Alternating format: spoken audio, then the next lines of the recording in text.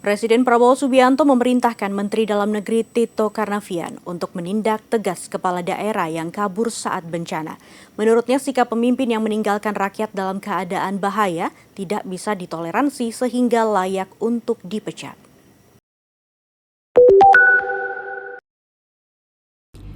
Dalam rapat penanganan bencana di Aceh Minggu 7 Desember malam, Presiden Prabowo Subianto menyinggung perihal kepala daerah yang kabur saat terjadi bencana di wilayahnya.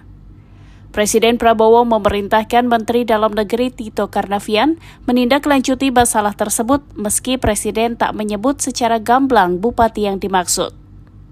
Menurut Prabowo, pemimpin yang lari saat warga mengalami kesulitan layak untuk dipecat. Terima kasih ya para bupati, kalian yang terus berjuang untuk rakyat. Memang kalian dipilih untuk menghadapi kesulitan. Kalau yang mau lari, lari aja, nggak apa-apa ya.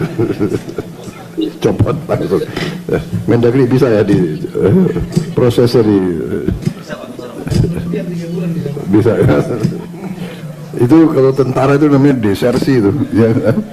Dalam keadaan bahaya meninggalkan anak buah. Waduh, itu nggak bisa tuh.